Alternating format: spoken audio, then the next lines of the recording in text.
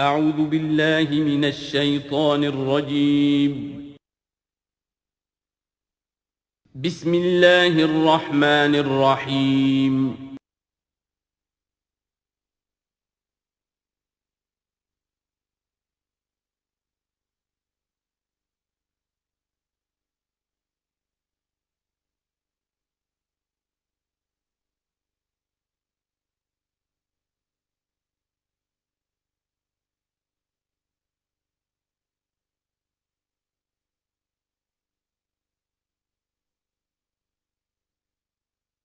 الحمد للہ وکفیٰ والصلاة والسلام علی عبادہ الذین اصطفیٰ خصوصاً علی افضلہم وخاتم النبیین محمد الامین وعلی آلہ وصحبہ اجمعین اما بعد فقد قال اللہ تبارک وتعالی کما ورد فی سورۃ مریم سلام علیہا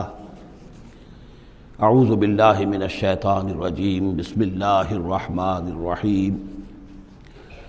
واذکر فی الکتاب موسیٰ انہ کان مخلصا وکان رسولا نبیا ونادیناہ من جانب الطور الایمن وقربناہ نجیا ووہبنا لہ من رحمتنا اخاہ ہارون نبیا واذکر فی الکتاب اسماعیل انہ کان صادق الوعد وکان رسولا نبیا وکان یأمر اہلہ بالصلاة والزکاة وکان عند ربہ مرضیا واذکر فی الکتاب ادریس انہ کان صدیقا نبیا ورفعناہ مکانا علیا صدق اللہ العظیم رب اشرح لی صدری ویسر لی امری واحلل عقدۃ من لسانی یفقہوا قولی اللہم ربنا الہمنا رشدنا واعذنا من شرور انفسنا اللہم ارنا الحق حقا وارزقنا اتباعہ وارنا الباطل باطلا وارزقنا اجتنابہ اللہم ربنا آنس وحشتنا فی قبورنا وارحمنا بالقرآن العظیم اللہم اجعلہ لنا اماما ونورا وہدا ورحمہ اللہم ذکرنا منہ ما نسینا وعلمنا منہ ما جہلنا وارزقنا تلاوتہ آناء اللیل وآناء النہار واجعلہ لنا حجتا یا رب العالمین آمین۔ کل ہم نے سورہ مریم کا آغاز کر لیا تھا اور تقریباً نصف کا ہم ترجمہ کر چکے ہیں، لیکن یہ بات بیان ہونے سے رہ گئی کہ مکی اور مدنی صورتوں کے جس تیسرے گروپ میں اس وقت ہم ہیں، جس کی مکیات کا آغاز ہوا تھا سورہ یونس سے، تو اس میں 9 صورتیں ہم پڑھ چکے ہیں۔ جیسا کہ میں نے عرض کیا، وہ 9 صورتیں تین صورتوں کے سب گروپس کی شکل میں ہیں۔ ہر سب گروپ میں ایک جوڑا ہے جس کے اندر وہ نسبت زوجیت بتمام و کمال موجود ہے، اور ایک منفرد مزاج کی صورت ہے۔ سورہ یونس، سورہ ہود ایک جوڑے کی حیثیت سے، سورہ یوسف منفرد ہے، ایک ہی نبی کے حالات پر پوری صورت جو ہے وہ مشتمل ہے۔ پھر سورہ رعد اور سورہ ابراہیم یہ جوڑے کی شکل میں ہے۔ سورہ حجر یہ منفرد مزاج کی ہے، بلکہ اس پورے گروپ میں یہ اس اعتبار سے قدرے مختلف نظر آتی ہے کہ اس کا انداز جو ہے وہ ابتدائی زمانے کی صورتوں کا ہے، مضامین کی مناسبت بھی انہی سے ہے۔ چھوٹی چھوٹی آیتیں ہیں، ردم جو ہے وہ بہت تیز ہے، صوتی آہنگ بہت نمایاں ہے، ڈیوائن میوزک جو ہے، جو ملکوتی غنا ہے، وہ اس میں بہت نمایاں ہے۔ پھر 3 صورتیں، سورہ نحل سب سے بڑی ہے اس سب گروپ میں، یہ منفرد مزاج کی ہے، لیکن اس کے بعد سورہ بنی اسرائیل اور سورہ کہف یہ ایک نہایت حسین و جمیل جوڑا ہے۔ اب پھر 3 صورتیں جو آ رہی ہیں، سورہ مریم، پھر سورہ طٰہٰ، سورہ انبیاء۔ یہاں بھی معاملہ وہی ہے کہ ان میں سے 2 صورتیں جو ہیں سورہ مریم اور سورہ انبیاء، ان میں بڑی گہری مشابہت ہے، اور یہ قصص النبیین کے انداز میں یہاں تذکرہ ہے انبیاء کرام کا، انباء الرسل کے انداز میں نہیں ہے۔ وہ جو انداز سورہ کہف، سورہ اعراف میں ہم نے دیکھا، سورہ ہود میں ہم نے دیکھا کہ رسول آئے، انہوں نے دعوت دی، قوم نے انکار کیا، قوم ہلاک کر دی گئی، یہ انداز جو انباء الرسل، ایام اللہ، اس کا نہیں ہے۔ لیکن یہ کہ ایک جو ہے اس سب گروپ میں منفرد صورت ہے، اور وہ ہے سورہ طٰہٰ۔ یہ اس اعتبار سے کہ تقریباً پوری ایک ہی رسول کے حالات پر مشتمل ہے، حضرت موسیٰ علیہ السلام، 8 میں سے 5 رکوع مسلسل جو ہیں وہ حضرت موسیٰ علیہ السلام کے حالات پر ہیں، اور ان کی ایک نسبت جو معنوی قائم ہو جاتی ہے اس سورہ مبارکہ کی سورہ یوسف کے ساتھ، وہ یہ ہے کہ تاریخی اعتبار سے ہمیں معلوم ہے کہ حضرت یوسف علیہ السلام کے زمانے میں بنی اسرائیل مصر میں جا کر آباد ہوئے، اور حضرت موسیٰ علیہ السلام کے ذریعے سے اللہ تعالیٰ نے انہیں پھر جو مصر میں فرعونیوں نے انہیں جو اپنا غلام بنا لیا تھا اس غلامی سے نجات دلائی، اور وہ واپس مصر سے نکل کر پھر اپنے آبائی وطن جو ہے سمجھیے جو حضرت ابراہیم کا مسکن تھا یعنی فلسطین کی طرف روانہ ہوئے۔ تو ان میں بھی ایک نسبت قائم تو ہو جاتی ہے لیکن وہ فاصلے سے ہے۔ سورہ مریم میں اور سورہ انبیاء میں آپ کو قصص النبیین کے انداز کا بات ملے گی، تو یہ آپ جب ہم پڑھیں گے تو بات نمایاں ہو جائے گی۔ سورہ مریم میں ہم نے اب تک جو پڑھا ہے، سب سے پہلے حضرت زکریا حضرت یحییٰ کا تذکرہ ہوا پہلے رکوع میں، دوسرا رکوع بہت طویل ہے، اس میں حضرت مریم اور حضرت عیسیٰ کا سلام علیہم ان کا تذکرہ ہوا ہے۔ تیسرے رکوع میں پھر حضرت ابراہیم علیہ السلام کا، اور ان کے ساتھ ہی پھر حضرت اسحاق اور حضرت یعقوب کا تذکرہ ہوا ہے۔ حضرت ابراہیم کے بارے میں کہا گیا کہ انہ کان صدیقا نبیّا۔ اب یہ ایک نئی ترکیب ہے کہ جو پہلی مرتبہ قرآن مجید میں آئی ہے، اور میں نے اسی لیے آج جو ہے کئی آیات تلاوت کی ہیں اگلے رکوع کی، کہ آپ یہ دیکھ سکیں کہ 2 کے بارے میں آ رہا ہے رسولا نبیّا، حضرت اسماعیل اور حضرت موسیٰ علیہ السلام رسولا نبیّا، انہ کان رسولا نبیّا، اور 2 ہی کے بارے میں آیا انہ کان صدیقا نبیّا، یعنی حضرت ابراہیم علیہ السلام اور حضرت ادریس علیہ السلام۔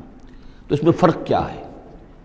ظاہر بات ہے کہ الفاظ مختلف ہیں، ترکیب مختلف ہے، تو یقیناً ان کا مفہوم جدا ہے، اگرچہ بہت ہی میرے علم کی حد تک کسی نے اس پر توجہ نہیں کی ہے، بلکہ ایک بہت بڑے عالم تھے جو مفسر قرآن بھی ہیں، ان سے جب میں نے تذکرہ کیا تو ان کا کہ کیا واقعی ایسا ہے؟ یعنی یہ کہ وہ تفسیر بھی لکھ چکے تھے لیکن انہوں نے توجہ نہیں کی۔ ہوتا یہ ہے کہ آدمی جب گزر جاتا ہے تیزی کے ساتھ، اگر کسی چیز کی توجہ نہیں ہوتی، کیا واقعی ایسا ہے کہ 2 کے بارے میں ہے رسول النبیہ اور 2 کے بارے میں ہے صدیق النبیہ؟ تو میں نے ان سے سوال کیا تھا کہ اس میں پھر کیا فرق ہے؟ اس کے لیے میں چاہتا ہوں کہ جو جس حد تک کہ مجھ پر وہ بات اللہ تعالیٰ نے منکشف فرمائی ہے وہ آپ پر بھی میں آپ کے ساتھ بھی شیئر کروں، کہ یہ جو ہم پڑھ چکے ہیں، ایک تو سورہ فاتحہ میں اہدنا الصراط المستقیم صراط الذین انعمت علیہم،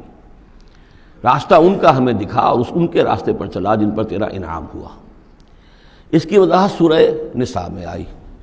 وَمَن يُطِعِ اللَّهَ وَالرَّسُولَ فَأُولَٰئِكَ مَعَ الَّذِينَ أَنْعَمَ اللَّهُ عَلَيْهِم مِّنَ النَّبِيِّينَ وَالصِّدِّيقِينَ وَالشُّهَدَاءِ وَالصَّالِحِينَ وَحَسُنَ أُولَٰئِكَ رَفِیقًا۔ یہ منعم علیہم جو ہیں، جن پر اللہ تعالیٰ کا انعام ہوا ہے، یہ جو جماعت ہے منعم علیہم کی، اس کے 4 درجات ہیں۔ اوپر سے چلیں گے تو انبیاء سب سے اوپر ہیں، پھر نیچے ان کا درجہ ہے صدیقین کا، پھر ان سے نیچے شہداء کا، اور پھر بیس لائن سمجھیے کہ وہ صالحین مومنین جو نیک دل مسلمان ہیں، مخلص ہیں، صادق القول ہیں، صادق الایمان ہیں، یہ گویا کہ بیس لائن ہے۔ نیچے سے چلیں گے تو اس بیس لائن سے اگر کوئی شخص ترقی کرے گا تو پھر درجہ اس کے لیے کیا ہے؟ شہادت کا ہے، اس کے اوپر ایک درجہ صدیقیت کا ہے، اور یہ آخری درجہ ہے، اس لیے کہ اس سے آگے نبوت کا جو درجہ ہے وہ اکتسابی نہیں ہے، وہ تو وہبی ہے، اور وہ دروازہ بھی اب بند ہو چکا، وہ ہمیشہ کے لیے وہ آؤٹ آف باؤنڈز ہے اب نوع انسانی کے لیے، وہ نبوت کا دروازہ بند ہو چکا۔ اس صدیقین اور شہداء کے درمیان کیا فرق ہوتا ہے، اس کو اب سمجھ لینا چاہیے، اور اس کو جدید سائیکالوجی کی 2 اصطلاحات کے حوالے سے آپ بڑی آسانی سے سمجھ سکیں گے۔ اللہ تعالیٰ نے عام طور پر انسانوں کو 2 مختلف مزاجوں پر بنایا ہے، ایکسٹروورٹس، انٹروورٹس۔ کچھ لوگ ہوتے ہیں کہ جو باہر کی دنیا سے انہیں زیادہ دلچسپی ہوتی ہے، کچھ کھیل کود میں، سیر میں، باغ، یہ وہ، باہر کی دنیا سے ملنا جلنا، لوگوں سے ملیں گے، وہ پبلک میں ہوں گے، مجلس میں ہوں گے تو زیادہ چہکیں گے، زیادہ خوش ہوں گے۔ کچھ لوگ برعکس مزاج کے ہوتے ہیں، وہ درومبی قسم کے لوگ ہوتے ہیں، انٹروورٹس، وہ اپنے خیالات ہی میں مگن رہتے ہیں، غور و فکر کرتے ہیں، سوچ بچار کرتے ہیں، انہیں تنہائی زیادہ پسند ہوتی ہے، تنہائی میں وہ زیادہ خوش رہتے ہیں۔ تو یہ ایکسٹروورٹس اور انٹروورٹس 2 مزاج ہیں بنیادی طور پر، اللہ تعالیٰ نے بنائے ہیں مختلف مزاج جو ہیں،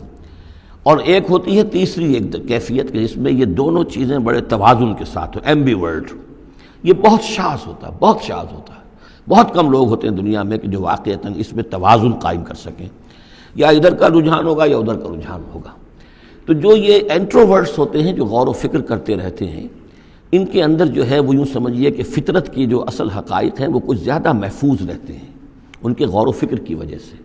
پھر وہ کائنات کے بارے میں بھی سوچتے ہیں، تو اس کائنات کی تمام آیات الہیہ بھی گویا کہ ان سے ہم کلام ہوتی ہیں، اشارے کرتی ہیں۔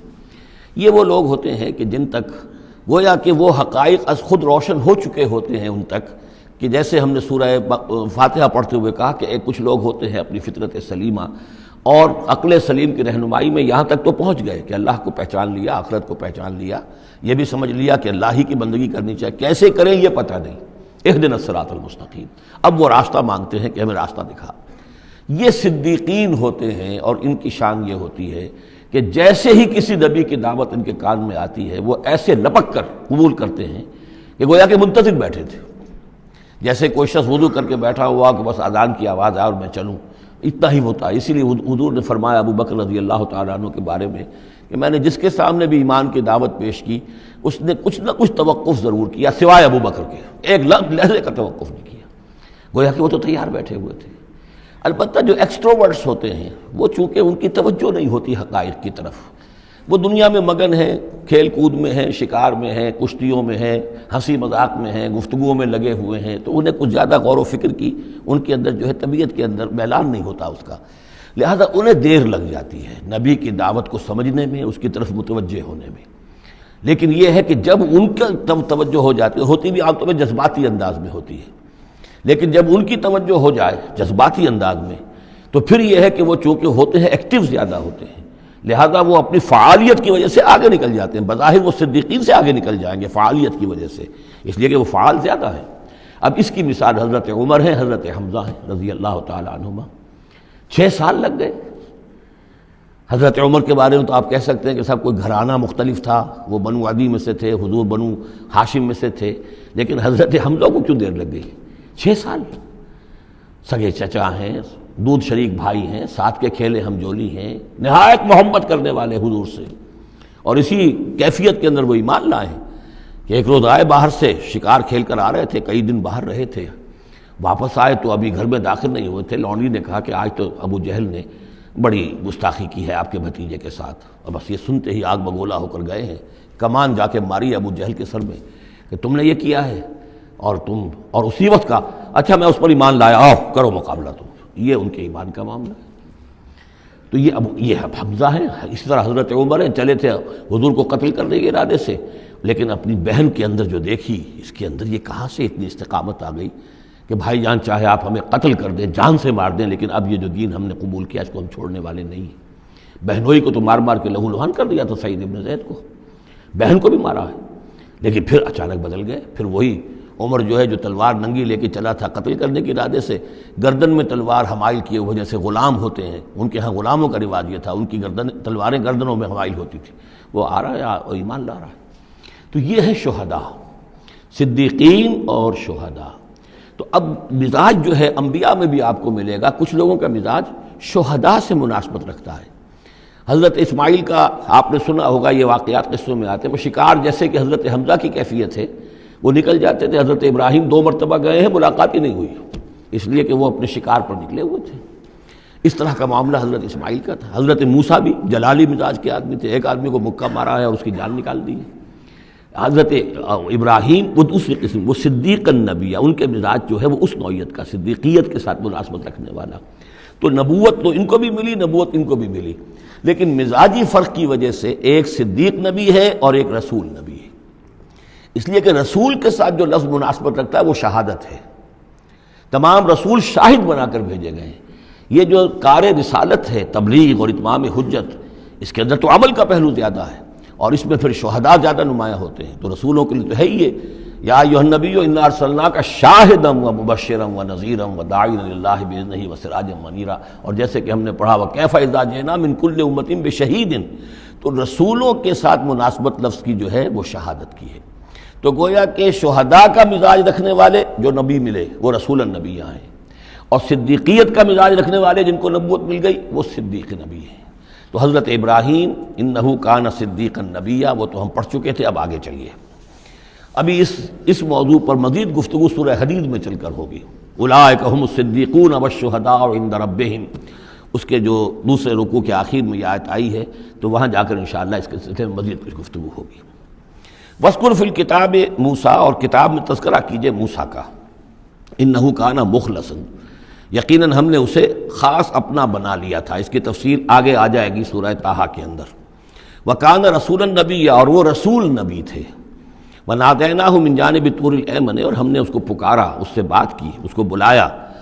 طور پہاڑ کے داہنی جانب سے۔ وَقَرَّبْنَاهُ نَجِيًّا، اور اسے قریب ہم نے بلایا سرگوشی کے لیے۔ وَوَهَبْنَا لَهُ مِن رَحْمَتِنَا أَخَاهُ هَارُونَ نَبِيًّا، اور ہم نے اسے اپنی رحمت سے اس کو یہ مقام بھی عطا کیا کہ اس کے بھائی ہارون کو بھی نبوت عطا کر دی، چونکہ یہ درخواست کی تھی حضرت موسیٰ علیہ السلام نے، وہ اگلی صورت میں آ جائے گا۔ وَاذْكُرْ فِي الْكِتَابِ اسماعیل، اور ذرا تذکرہ کیجئے کتاب میں اسماعیل کا بھی، إِنَّهُ كَانَ صَادِقَ الْوَعْدِ، یقیناً وہ بڑے وعدے کے سچے تھے۔ اور خاص طور پر اشارہ ہو رہا ہے اتنا بڑا وعدہ جو حضرت ابراہیم سے اپنے والد سے انہوں نے کیا تھا کہ یا ابت افعل ما تؤمر ستجدنی انشاءاللہ صابرا، ابا جان کر گزریے جو بھی آپ کو اللہ کی طرف سے حکم آ رہا ہے، مجھے ذبح کرنے کا حکم ہے، ذبح کر دیجئے، انشاءاللہ آپ مجھے صابر پائیں گے۔ تو وہ آخری وقت تک انہوں نے اپنے اس وعدے کو نبھایا اور گردن جو ہے رکھ دی کہ چلائیے چھری۔ صادق الوعد وکان رسول النبی، اور وہ بھی مزاجی اعتبار سے جو میں نے عرض کیا ہے، حضرت حمزہ چونکہ ویسے بھی نسل میں حضرت اسماعیل کی نسل میں سے ہیں، تو اگر آپ دیکھیں گے تو بہت ہی ان کے درمیان شخصیت کی مشابہت نظر آئے گی۔ رسول النبی، وہ رسول نبی تھے۔ وکان یامر اہلہ بالصلاۃ والزکاۃ وکان عند ربہ مرضیہ، اور وہ حکم دیتے تھے اپنے گھر والوں کو نماز کا بھی اور زکوٰۃ کا بھی، اور وہ اپنے رب کے نزدیک بہت ہی پسندیدہ تھے، بہت ہی اللہ تعالیٰ کو کے منظور نظر کہہ لیجیے، مرضیہ۔ وَاذْكُرْ فِي الْكِتَابِ ادریس، اور تذکرہ کیجئے کتاب میں ادریس کا بھی۔ یہ ادریس علیہ السلام جو ہے یہ ایک نبی ہیں کہ جو حضرت آدم اور حضرت نوح کے مابین گزرے ہیں۔ حضرت آدم اور حضرت نوح کے مابین ایک اور نبی بھی گزرے ہیں، قرآن مجید میں ذکر نہیں ہے، تورات میں، شیس علیہ السلام۔ تو نبی تو یہ ہیں، حضرت آدم پہلے نبی، پھر یہ دو اور نبی ہیں حضرت ادریس۔ اس تورات میں ان کا نام حنوک ہے، شیس کا نام سیس ہے، وہ تو ٹھیک ہے، اور قرآن مجید میں ان کا تذکرہ بھی نہیں ہے، لیکن حضرت ادریس کا حنوک نام ہے وہاں۔ لیکن یہ کہ یہ دونوں ہیں درمیان میں حضرت آدم اور حضرت نوح علیہ السلام، پہلے رسول حضرت نوح علیہ السلام ہے، یہ دونوں نبی ہیں صرف۔ وَاذْكُرْ فِي الْكِتَابِ ادریس، اور تذکرہ کیجئے کتاب میں، اس قرآن میں، ادریس کا، إِنَّهُ كَانَ صِدِّيقًا نَبِيًّا، یقیناً وہ بھی صدیق نبی تھے، مزاجاً ان کا بھی وہی حضرت ابراہیم کے ساتھ مناسبت، صدیقیت والا مزاج۔ وَرَفَعْنَاهُ مَكَانًا عَلِيًّا، اور ہم نے انہیں اٹھایا تھا بہت بلند مقام تک۔ اب یہ اٹھانا جو ہے ویسے تو بعض لوگوں کا خیال ہے کہ شاید وہ بھی حضرت عیسیٰ علیہ السلام کی طرح رفع سماوی ان کی ہوئی ہے، چوتھے آسمان میں حضور کی ان سے ملاقات ہوئی ہے شب معراج میں۔ لیکن ایک مفہوم اس کا یہ بھی ہے کہ اونچا مقام دینا، بلند مقام دینا، اس لیے کہ یہاں الہ نہیں ہے، وہاں جو ہے وہ رافعک الیہ، جہاں کہا گیا حضرت عیسیٰ کے بارے میں تمہیں اٹھانے والا ہوں اپنی طرف، تو اس سے مفہوم جو ہے بہت معین ہو جاتا ہے، یہاں ضروری نہیں ہے کہ وہ مفہوم لیا جائے۔ اولئک الذین انعم اللہ علیہم، دیکھیے وہی لفظ آ گیا اب، یہ ہیں وہ لوگ جن پر انعام فرمایا ہے اللہ نے، من النبیین، انبیاء میں سے۔ اب ہم کیونکہ منعم علیہم کے 4 طبقات تھے، ان میں سے یہ انبیاء کا تذکرہ ہو رہا ہے سب کا، تو من النبیین من ذریۃ آدم، اولاد آدم میں سے، وممن حملنا مع نوح، اور پھر بعد ان میں سے ان کی نسل میں سے ہیں جنہیں ہم نے نوح کے ساتھ اس کشتی میں سوار کرایا، ومن ذریۃ ابراہیم، اور پھر ذریت ابراہیم میں سے ہیں ان کی اولاد سے، واسرائیل، اور حضرت یعقوب کی نسل سے ہیں، وممن ہدینا واجتبینا، اور جنہیں کہ ہم نے ہدایت دی اور جنہیں ہم نے چن لیا، پسند کر لیا۔ اذا تتلی علیہم آیات الرحمن، ان کی کیفیت یہ ہوتی تھی کہ جب رحمان کی آیات ان کو پڑھ کر سنائی جاتی تھی، خروا سجدا و بکیا، تو وہ گر پڑتے تھے اللہ کی جناب میں سجدہ کرتے ہوئے، روتے ہوئے۔ فخلف من بعدہم خلف، پھر ان کی جگہ پر بعد میں آ گئے، ان کے جانشین ہوئے، ان کے وارث ہوئے ایسے ناخلف لوگ۔ یہ خلف کا لفظ جب آتا ہے لام کے جزم کے ساتھ تو ناخلف، یعنی ایسے لوگ کہ جو اپنے اسلاف کے کردار اور ان کی بزرگی جو ہے اس کو برباد کرنے والے، تباہ کرنے والے، ان کی نیک نامی کو بٹا لگانے والے ہوں، ناخلف۔ فخلف من بعدہم خلف، پھر ان کی اولاد میں سے ایسے ناخلف بھی پیدا ہوئے، اضاعوا الصلاۃ، جنہوں نے نماز کو تو ضائع کر دیا، واتبعوا الشہوات، اور خواہشات کی پیروی کی، شہوات، خواہشات، جذبات، فسوف یلقون غیا، تو عنقریب ان کی ملاقات ہو جائے گی گمراہی کے ساتھ، یعنی گمراہی کا جو انجام ہے یہ اس سے دوچار ہو جائیں گے۔ الا من تاب وآمن وعمل صالحا، سوائے اس کے کہ جو توبہ کریں اور ایمان لائیں اور نیک عمل کریں، فاولئک يدخلون الجنہ، وہ لوگ جنت میں داخل ہوں گے، ولا یظلمون شیئا، اور ان پر قطعاً کوئی ظلم نہیں کیا جائے گا، ان کا کوئی حق تلفی نہیں کی جائے گی، ان کے پورے اعمال کا انہیں بدلہ مل جائے گا۔ جنات عدن التی وعد الرحمن عبادہ بالغیب، یعنی ان کو کیا ملے گا؟ وہ باغات، ریزیڈینشل گارڈن، بسنے والے باغات، رہنے والے باغات، جن کا کہ وعدہ کیا تھا رحمان نے اپنے بندوں سے غیب میں۔ یعنی ظاہر بات ہے قرآن مجید میں وعدہ ہو رہا ہے تو ابھی نہ وہ جنت ہمارے سامنے ہے، نہ خود اللہ تعالیٰ جو ہے روح در روح ہمارے سامنے ہے، ہم ایمان لا رہے ہیں اس پر غیب میں، یؤمنون بالغیب۔ انہ کان وعدہ ماتیہ، یقیناً اس کا وعدہ جو ہے وہ تو پورا ہونے والا ہی ہے، اس کو تو وقت پر پہنچنا ہی ہے، اب وہ اپنی جگہ پر پختہ ثابت ہوگا۔ لا یسمعون فیہا لغوا الا سلاما، وہ نہیں سنیں گے اس میں کوئی لغو بات، بس صرف سلام ہی سلام، ہر طرف سے فرشتے آ رہے ہیں تو سلام، قیلا سلاما سلاما۔ وَلَهُمْ رِزْقُهُمْ فِيهَا بُكْرَةً وَعَشِيًّا، اور ان کے لیے ان کا رزق ہوگا اس میں صبح بھی اور شام کو بھی۔ تِلْكَ الْجَنَّةُ الَّتِي نُورِثُ مِنْ عِبَادِنَا مَنْ كَانَ تَقِيًّا، یہ ہے وہ جنت جس کو کہ ہم جس کے وارث بنائیں گے ہم اپنے بندوں میں سے ان کو کہ جو متقی ہوں گے، خدا ترس ہوں گے، اللہ سے ڈرنے والے ہوں گے۔ وَمَا نَتَنَزَّلُ إِلَّا بِأَمْرِ رَبِّكَ، اور اے نبی ہم نہیں نازل ہوتے مگر آپ کے رب کے حکم سے۔ لَهُ مَا بَيْنَ أَيْدِينَا وَمَا خَلْفَنَا وَمَا بَيْنَ ذَلِكَ وَمَا كَانَ رَبُّكَ نَسِيًّا، اسی کے اختیار میں ہے جو کچھ ہمارے سامنے ہے اور جو کچھ ہمارے پیچھے ہے اور جو ان دونوں کے مابین ہے، اور اے نبی آپ کا رب بھولنے والا نہیں ہے۔ یہ بہت اہم مضمون ہے، اور در حقیقت ایک مضمون کا یوں سمجھیے کہ سلسلہ شروع ہو رہا ہے جس کی پہلی کڑی یہ ہے۔ اس کو یوں سمجھیے کہ حضور صلی اللہ علیہ وسلم کو جو قرآن مجید سے شغف تھا اور محبت تھی اور شوق تھا آپ کا، تو جو وقفہ پڑ جاتا تھا وہی میں، وہ آپ پر بڑا شاخ گزرتا تھا۔ آپ چاہتے تھے کہ وہی جلدی جلدی آئے تاکہ آپ اس سے اور اپنے وجود پرنور کو مزید منور کریں۔ آپ جو ہے قرآن مجید سے جو آپ کو عشق تھا اس کے بنا پر اس میں آپ کو عجلت رہتی تھی کہ جلدی آئے قرآن۔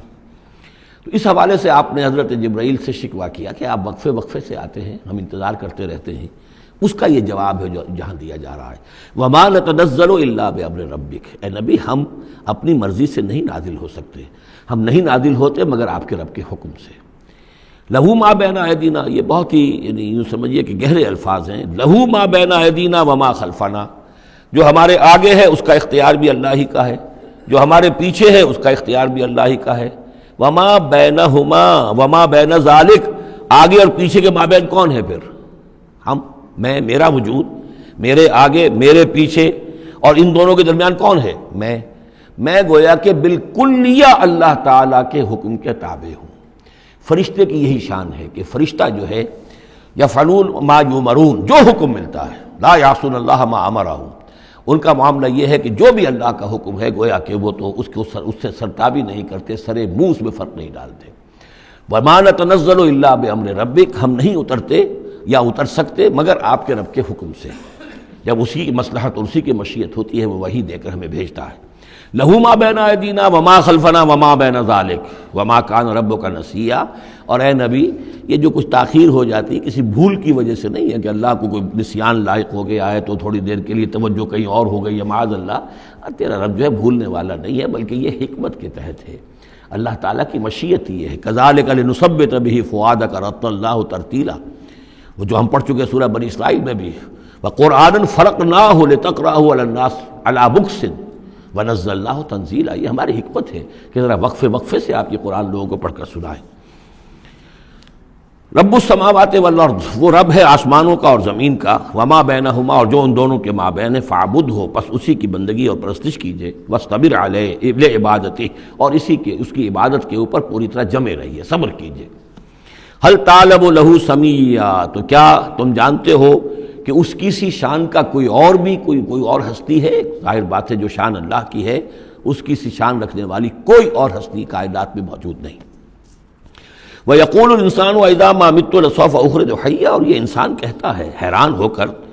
کیا میں جب مر جاؤں گا تو پھر مجھے زندہ کر کے اٹھا لیا جائے گا؟ یعنی یہ وہ لوگ ان میں سے کہ جو بعث بعد الموت کے منکر تھے۔ میں نے بارہا آپ کو بتایا کہ اکثر و بیشتر تو وہ مانتے تھے، لیکن وہ کہتے تھے کہ وہاں ہمیں چھڑانے والے ہیں، ہمارے شفعاء ہیں، ہؤلاء شفعاؤنا عند اللہ، تو بعث بعد الموت کے وہ منکر نہیں تھے، لیکن ایک طبقہ ان میں ایسے لوگوں کا بھی تھا، اب یہ ان کی بات ہو رہی ہے۔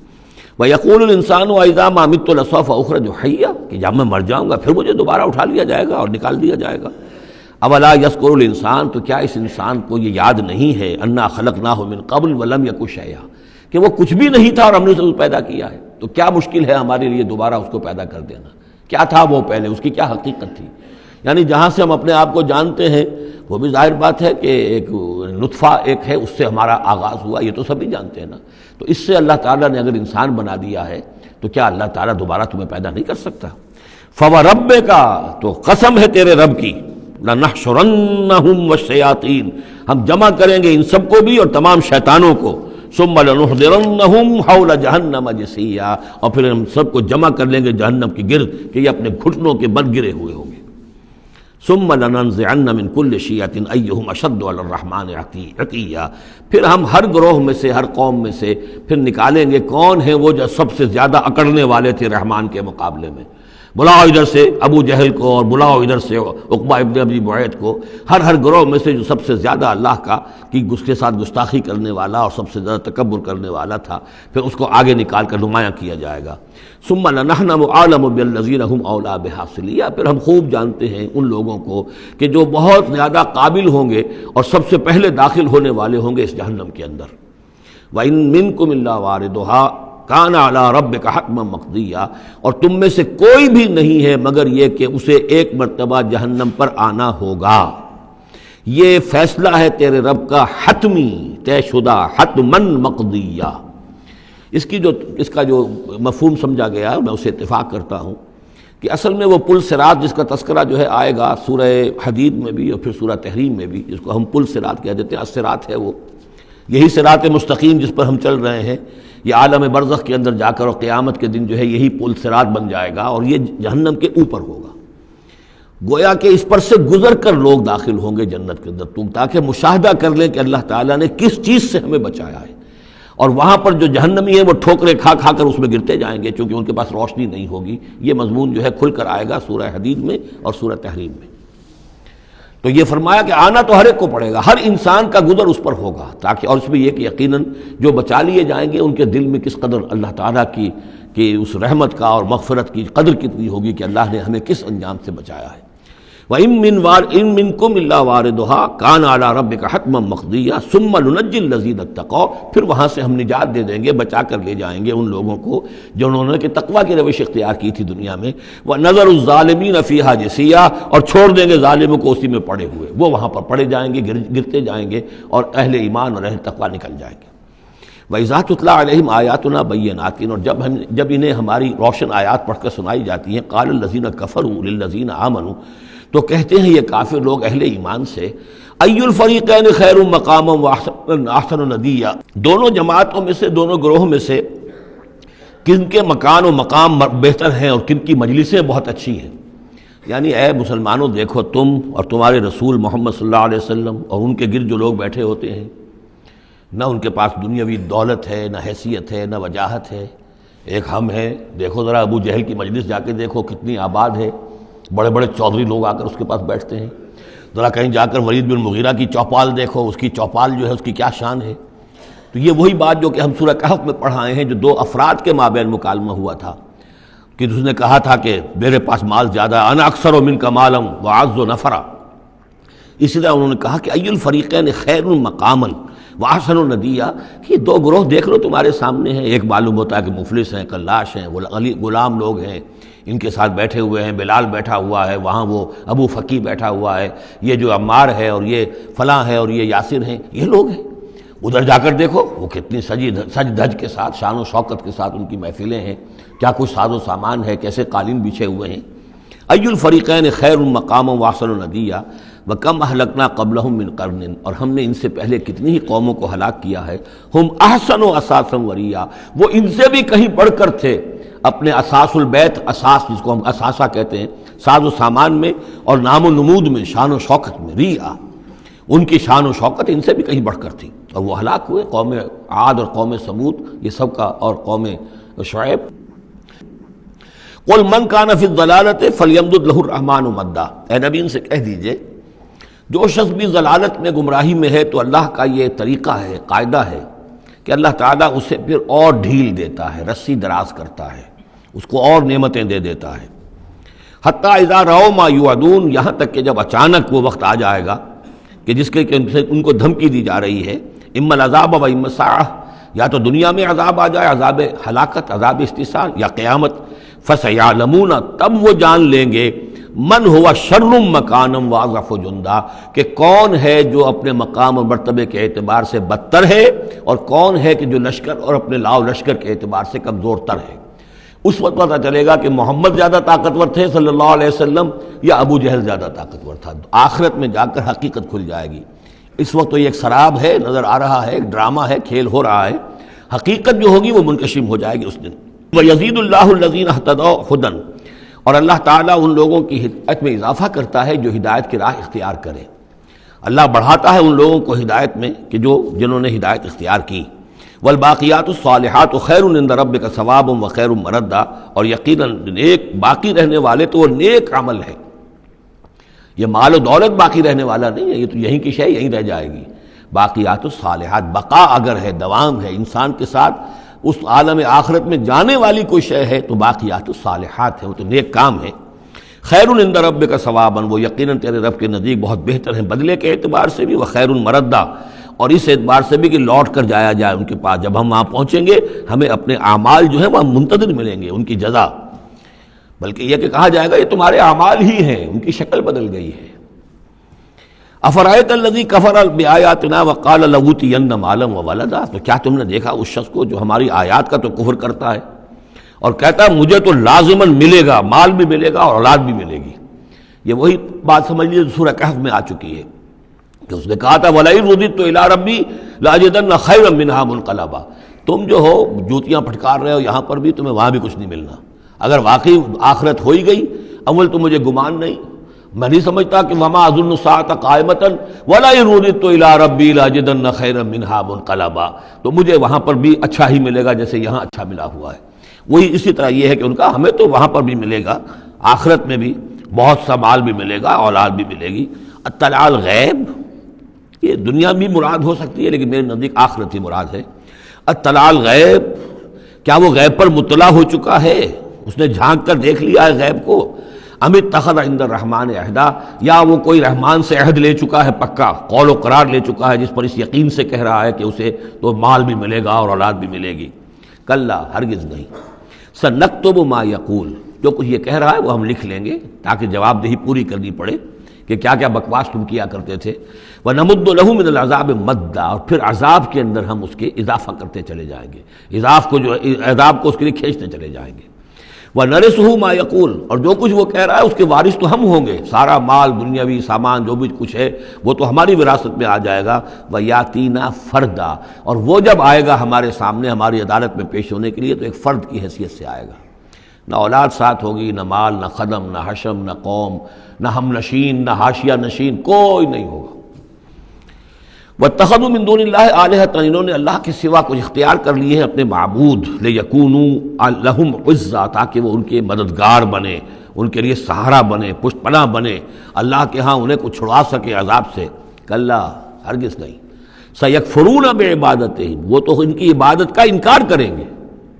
جیسا کہ پہلے بھی آ چکا ہے، وہ فرشتے ہوں، اولیاء اللہ ہوں، انبیاء ہوں، حضرت عیسیٰ ہوں، شیخ عبد القادر جیلانی ہوں، کوئی بھی ہو،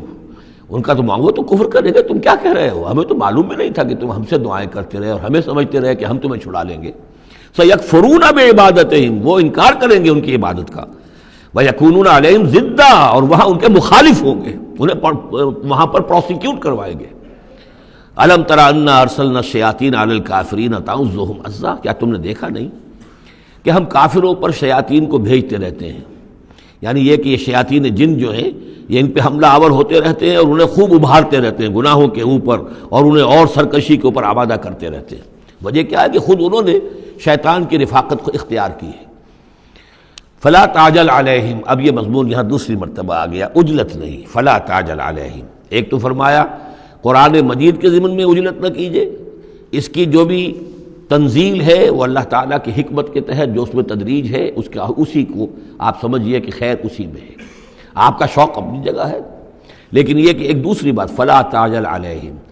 ان کے بارے میں بھی آپ جلدی نہ کیجیے، ایسا نہ ہو کہ آپ کے دل میں یہ خیال آئے کہ اب ان کفار مکہ کی رسی جو ہے مزید دراز نہیں ہونی چاہیے، اب ان کو پکڑ لیا جانا چاہیے، انہوں نے حد کر دی ہے۔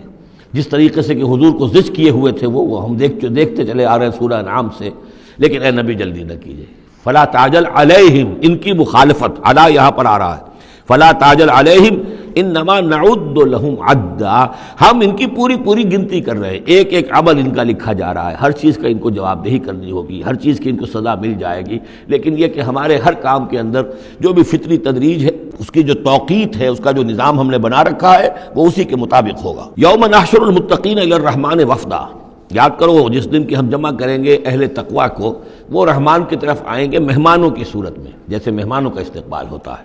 وفد آیا ہے۔ وَنَسُوقُ الْمُجْرِمِينَ إِلَىٰ جَهَنَّمَ وِرْدًا،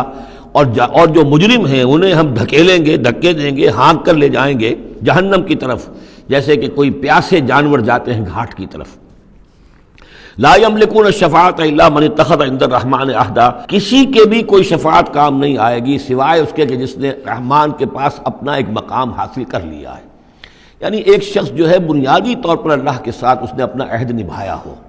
اللہ کی بندگی کر رہا ہو، کوئی خطائیں ہو گئی ہیں، کوئی غلطیاں ہو گئی ہیں، جیسے کوئی پھسل جاتا ہے، کوئی کمزور بھی ہوتا ہے انسان، ایسے لوگوں کے لیے تو شفاعت مفید ہو سکتی ہے، لیکن جو سرے سے اس عہد کی خلاف ورزی کر رہے ہوں، جو بجائے مشرق کے ان کا رخی مغرب کی طرف ہو، بجائے کعبے کے ان کا رخی جو ہے کسی اور شے کی طرف ہو، تو ظاہر بات ہے کہ ان کے لیے شفاعت نہیں ہے۔ وقالوا اتخذ الرحمن ولدا، اور انہوں نے ایک اور عقیدہ گھڑ لیا ہے کہ رحمان نے اپنے لیے اولاد اختیار کی ہے۔ لقد جئتم شیئا ادا، دیکھو تم نے یہ بہت بڑی بھاری بات کہی ہے، یہ بہت بڑی گستاخی ہے اللہ کی جناب میں، اور کتنی بھاری گستاخی ہے ذرا نوٹ کیجئے الفاظ، تکاد السماوات یتفطرن منہ، قریب ہے کہ آسمان پھٹ پڑے تمہاری اس گستاخی پر، وتنشق الارض، اور قریب ہے کہ زمین شق ہو جائے، وتخر الجبال حدا، اور یہ پہاڑ جو ہے دھماکے کے ساتھ گر پڑے، ان دعوا للرحمن ولدا، کہ انہوں نے رحمان کے لیے بیٹا قرار دیا، بیٹی قرار دی۔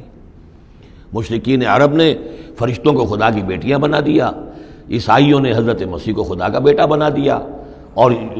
یہودیوں نے عزیر کو خدا کا بیٹا بنا دیا۔ ان دعوا للرحمن ولدا وما ينبغي للرحمن ان يتخذ ولدا، رحمان کے تو یہ شایان شان ہی نہیں ہے کہ وہ کسی کو اولاد بنائے۔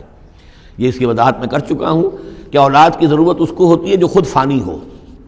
ہمیں معلوم ہے ہم مر جائیں گے، ہمارا نام و نشان مٹ جائے گا، اولاد کے ذریعے سے ہمارا نام زندہ رہے گا۔ یہ اصل میں ایک اپنے ہی تسلسل انسان سمجھتا ہے کہ میری ہستی کا تسلسل ہے، میری اولاد گویا کہ میرا اپنی بقا کی ایک شکل ہے، اس لیے کہ یہ انسان کے اندر ہے۔ مجھے یاد ہے جب ہم پڑھتے تھے کالج میں تو الفا ایک کمپنی ہوتی تھی لاہور میں، جو فائل کورز وغیرہ بناتی تھی نوٹ بکس کے، تو اس میں پیرامڈس کے عنوان سے جو بہترین الفاظ لکھے ہوئے تھے اب بھی مجھے یاد ہیں، still and resolute, calm and self-possessed, still and resolute. The pyramids echo unto eternity, the defiant cry of man's will to survive and conquer the storms of time. کہ یہ جو ان لوگوں نے فرائضہ نے اتنے بڑے بڑے پیرامڈز بنا دی، کائے کے لیے بنا دیے؟ تاکہ ہمارا نام رہے، ہم تو نہیں ہوں گے، نام رہے گا۔ تو گویا کہ انسان کے اندر ایک خواہش ہے بقا کی، وہ اپنا دوام چاہتا ہے۔ یہ اسے پتا ہے کہ میری ذاتی طور پر تو میرا دوام ہے، تو میں کوئی عمارت بنا دوں، میرا نام جو ہے اس کے حوالے سے دنیا کے اندر رہے۔ اور یہی معاملہ اولاد کا ہے کہ اولاد سے انسان کو سب سے زیادہ جو اس کو خواہش ہوتی ہے وہ اپنا بقا، اپنا تسلسل، وہ سمجھتا ہے کہ میری اپنی کنٹینیوٹی ہے کہ جو میری اولاد کے ذریعے سے۔ ظاہر بات ہے کہ اللہ ہمیشہ خود باقی رہنے والا ہے، تو اس کے شایان شان ہی نہیں ہے کہ وہ کسی کو اپنی اولاد بنائے، اسے کوئی ضرورت ہی نہیں ہے۔ تو تمہارے لیے ہے معاملہ کہ تم فانی ہو، لہذا تمہیں ضرورت ہے کہ کوئی تمہارا نام لیوا باقی رہے۔ وما ينبغي للرحمن ان يتخذ ولدا ان كل من في السماوات والارض الا آتي الرحمن عبدا، نہیں ہے کوئی بھی آسمانوں اور زمین میں کوئی بھی مگر یہ کہ وہ حاضر ہوگا رحمان کی عدالت میں بندے کی حیثیت سے، کسے باشد، جبکہ ہمیں معلوم ہے کہ محمد رسول اللہ صلی اللہ علیہ وسلم بھی حاضر ہوں گے تو بندے کی حیثیت سے، عبدہ ورسول، عبد۔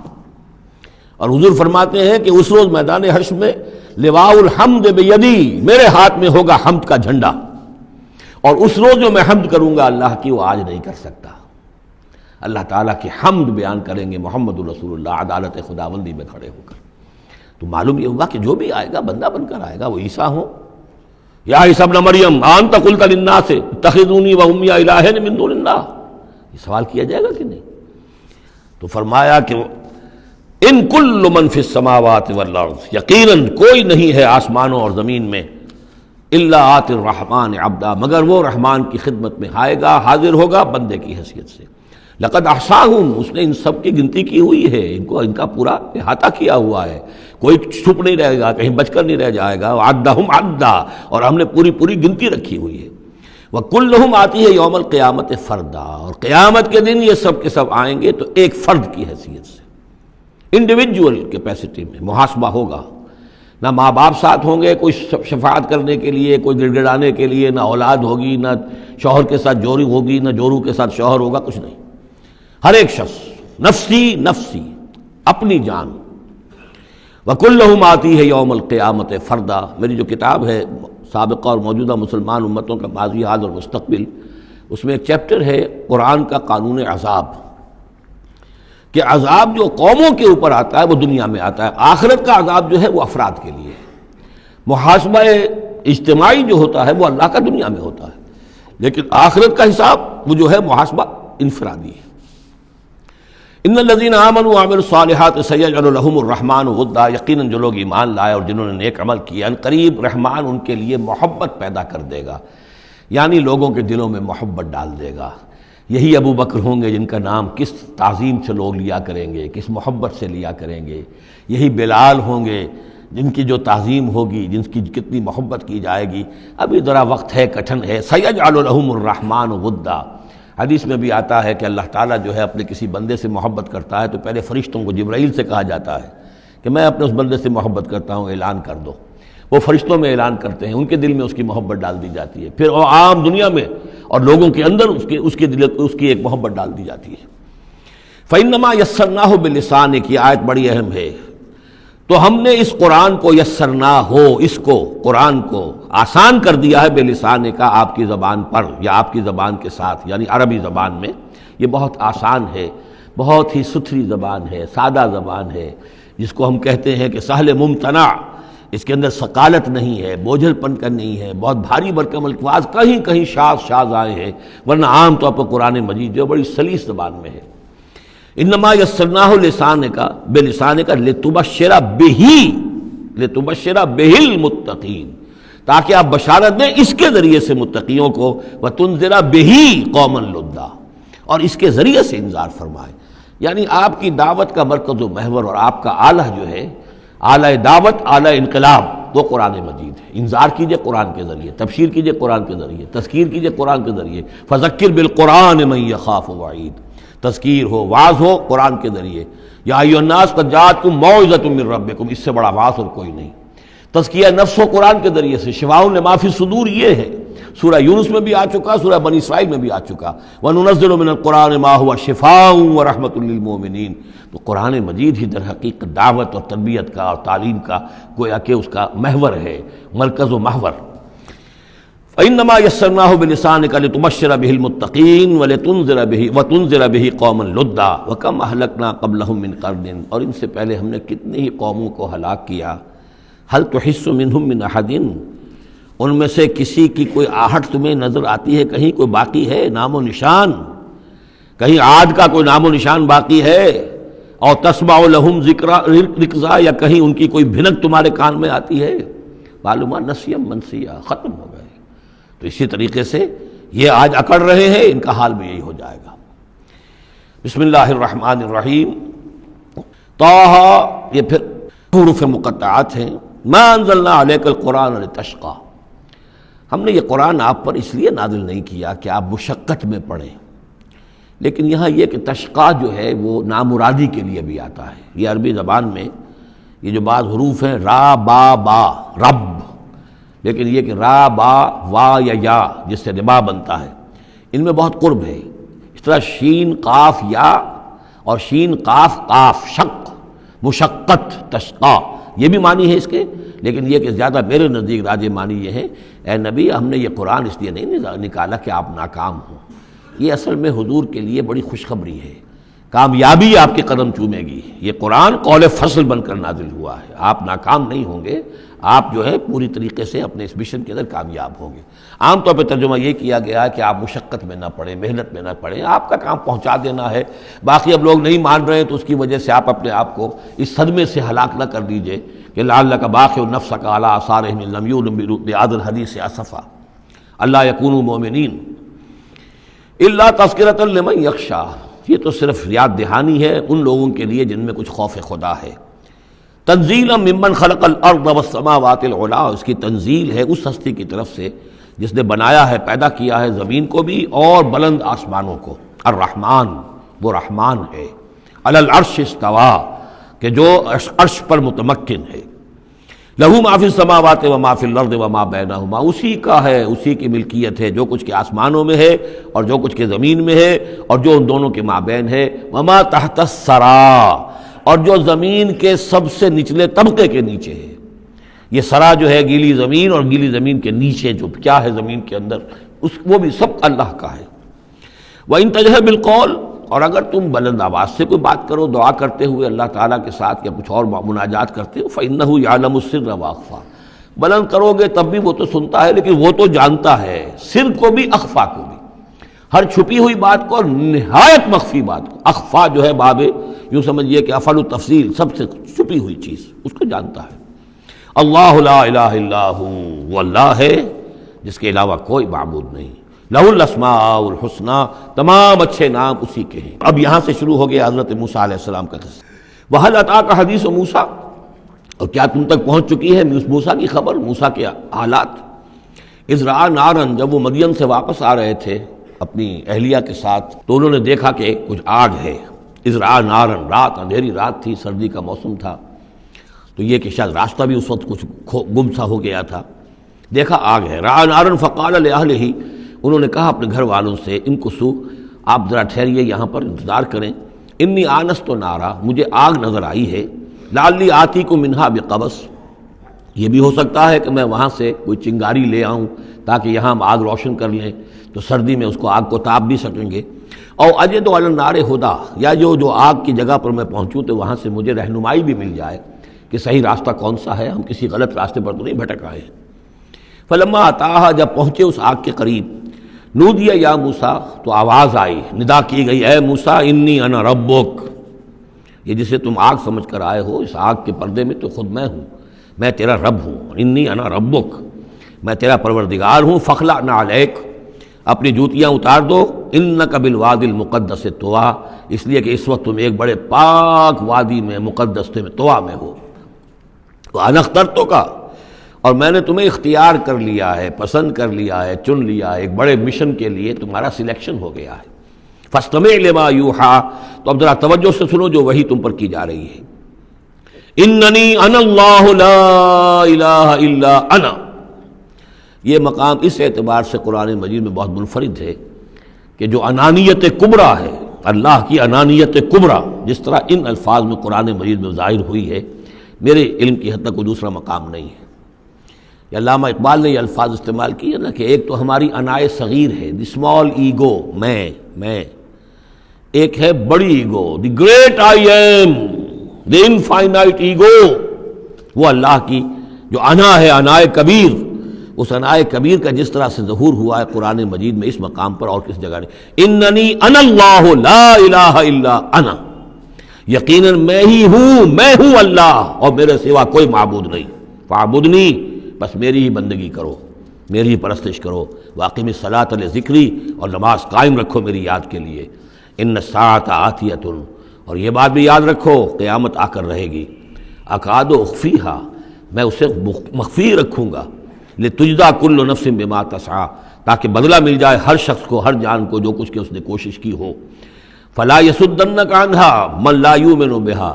تو دیکھنا تمہیں کہیں روگردان نہ کر دیں وہ لوگ کہ جو اس پر ایمان نہیں رکھتے، جو آخرت کو نہیں مانتے، کہیں تمہیں بھی آخرت سے برگشتہ نہ کر دیں یا نماز سے برگشتہ نہ کر دیں۔ یہ انہا کی ضمیر دونوں طرف جا سکتی ہے۔ واتبع ہواہ، وہ لوگ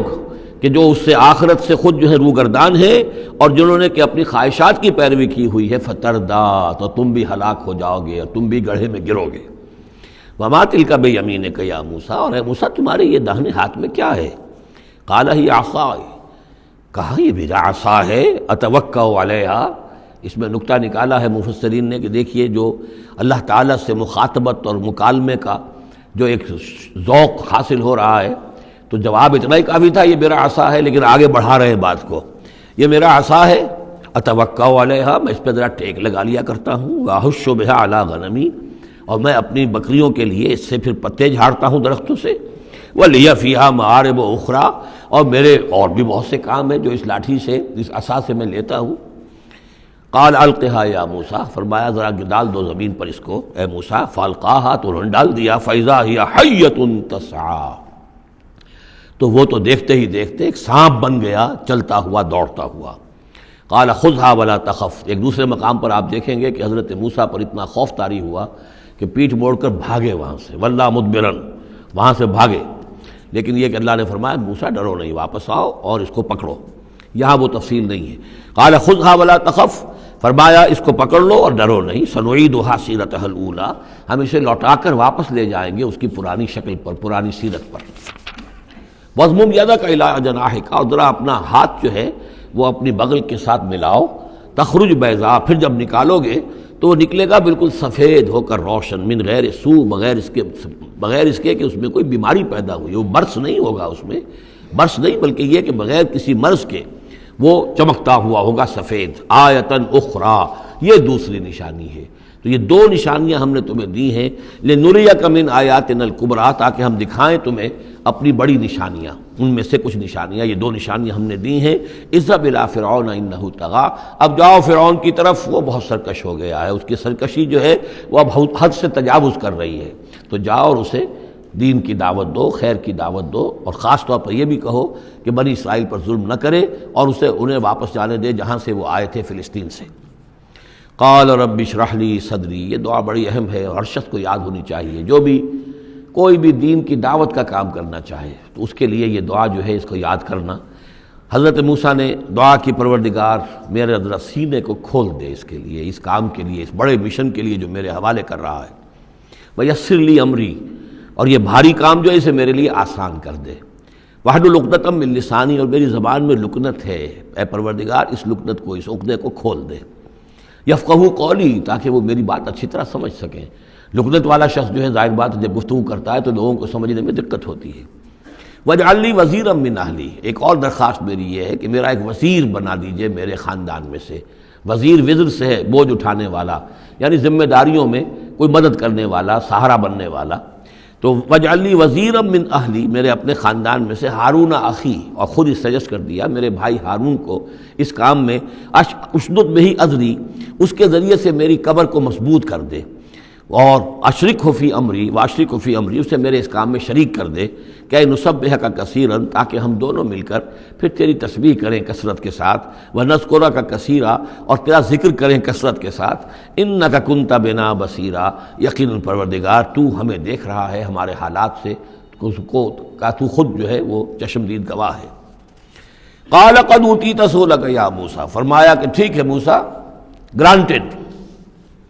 یور ریکویسٹ گرانٹڈ، قد اوتیت سؤلک یا موسیٰ، اے موسیٰ جو تم نے سوال کیا، جو درخواست کی، وہ سب ہم نے منظور کی۔ وَلَقَدْ مَنَّا عَلَيْكَ مَرَّةً أُخْرَىٰ، اور ہم نے تو تم پر ایک مرتبہ اور بہت بڑا احسان کیا تھا۔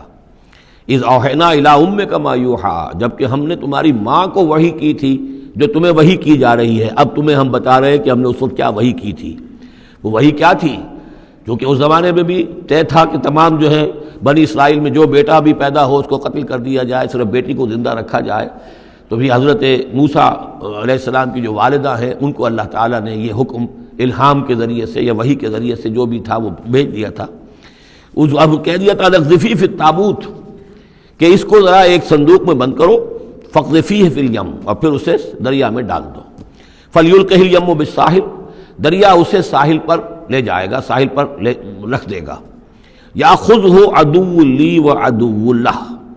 اور پھر وہاں وہ شخص اس کو پکڑ لے گا، اس کو لے لے گا، اس صندوق کو، اور صندوق میں جو بچہ ہے اس کو، جو میرا بھی دشمن ہے اس کا بھی دشمن ہے، لیکن یہ کہ ہم بچائیں گے۔ اب اس سے آگے جو ہے حضرت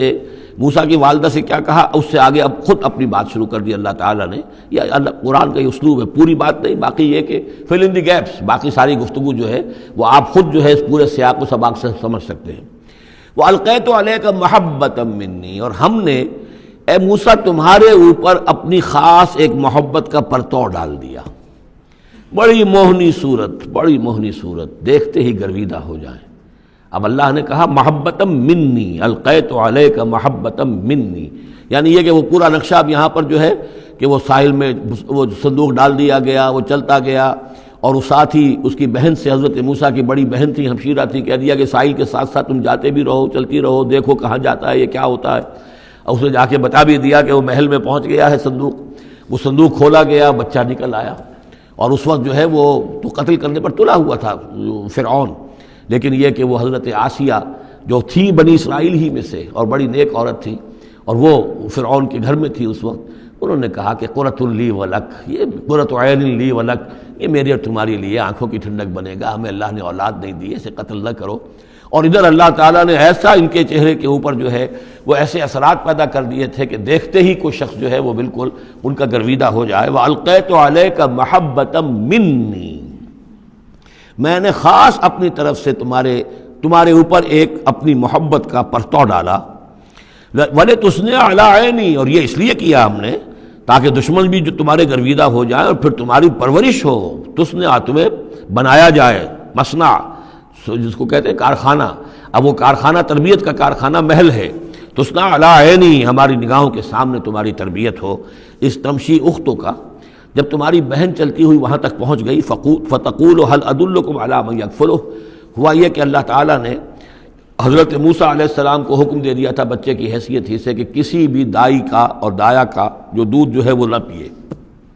اب انہوں نے بہت سی عورتیں بلائی کہ جن کا یہ دودھ پی سکے، تاکہ بچے کو پالنا آخر کیسے پلائے، لیکن یہ کہ وہ کسی کا دودھ پی نہیں رہا ہے. تو وہ بہن جو اب کھڑی ہوئی دیکھ رہی تھی، اس نے کہا هل ادلکم علی من یکفلہ، کیا میں تمہیں بتاؤں ایک خاندان ہے ایسا کہ جو کفالت کرے گا تمہارے لیے، اس بچے کی پرورش کرے گا. نتیجہ کیا ہوا کہ پھر وہ ماں آئی اور ماں کا دودھ پیا، اور ماں کی گود میں اللہ نے پھر پہنچا دیا حضرت موسیٰ علیہ السلام کو. فرجعناک الی امک، تو ہم نے لوٹا دیا تمہیں اے موسیٰ تمہارے ماں کی طرف، کہ تقر عینھا ولا تحزن، تاکہ اس کی آنکھ ٹھنڈی رہے اور وہ غم نہ کھائے. اللہ تعالیٰ کو تو اپنے بندوں کے احساسات و جذبات کا اس حد تک پاس ہے کہ پھر اس کی گود جو ہے اس کے اندر اپنا اس کا بچہ پہنچا دیا گیا. فرجعناک الی امک کہ تقر عینھا ولا تحزن، تاکہ اس کی آنکھ ٹھنڈی رہے اور وہ حزن میں مبتلا نہ ہو. وقتلت نفسا، اور اے موسیٰ پھر جب تم جوان ہوئے تو تمہارے ہاتھوں ایک جان قتل ہو گئی تھی، تم نے ایک قبطی کو قتل کر دیا تھا. فنجیناک من الغم، تو ہم نے تمہیں اس غم سے نجات دی. وفتناک فتونا، اور پھر تمہیں بہت سے امتحانات میں سے گزارا، بہت سی آزمائشوں میں سے گزارا، بہت سی بھٹیوں میں سے گزارا. فلبثت سنین فی اہل مدین، یہ سورہ قصص میں آئے گی ساری تفصیل، جس کو یہاں پر 2-3 آیتوں میں بیان کیا گیا ہے، اس کی تفصیل سورہ قصص میں. فلبثت سنین فی اہل مدین، پھر تم اہل مدین میں رہے کئی سال. ثم جئت علی قدری یا موسیٰ، پھر اے موسیٰ جو یہاں آئے ہو تو یوں نہ سمجھو کہ اچانک آ گئے ہو، یہ تمہیں تقدیر لے کر آئی ہے، میرا فیصلہ لے کر آیا ہے. یہ سارا معاملہ جو ہے یہ پلانڈ ہے، یہ ہم نے اس طریقے سے کیا ہے. یہ ساری چیز جو ہے یہ از خود نہیں ہو گئی ہے، الٹپ نہیں ہو گئی ہے، یہ کوئی اندھا بہرا جو ہے وہ چانس نہیں ہے. ثم جئت علی قدری یا موسیٰ واصطنعتک لنفسی، اور میں نے تمہیں بنایا ہے، تیار کیا ہے. یہ صنعت ہی سے اصطناع باب افتعال، لیکن صاد کی مناسبت سے تیج ہے وہ توئے میں بدل گئی ہے.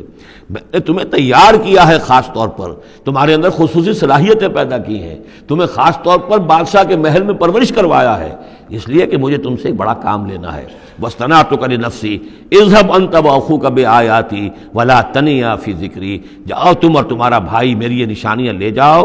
اور دیکھنا میرے ذکر میں سستی نہ کرنا. اذهبا الی فرعون انه طغى، جاؤ تم دونوں فرعون کی طرف، وہ یقیناً بہت سرکش ہو گیا ہے. فقولا له قولا لینا لعله يتذکر او یخشی، تو دیکھو جا کر وہاں پر بات کرنا اس سے بڑی نرم، ایسا تاکہ شاید کہ وہ سوچے یا اس کے دل میں بھی خوف پیدا ہو جائے. قالا ربنا اننا نخاف ان یفرط علینا، انہوں نے کہا پروردگار ہمیں تو اندیشہ یہ ہے کہ وہ اچانک ہم پر پھٹ پڑے، بھڑک اٹھے اور ہمارے اوپر بھبک پڑے اور یطغی یہاں پر کوئی زیادتی کرے. قال لا تخافا، فرمایا نہیں تم دونوں ڈرو نہیں، اننی معکما اسمع و ارا، میں تم دونوں کے ساتھ ہی ہوں، ہر بات سنوں گا بھی، سنتا بھی ہوں، دیکھوں گا اور دیکھتا ہوں۔ بارک اللہ لی ولکم فی القرآن العظیم ونفعنی وإیاکم بالآیات والذکر الحکیم۔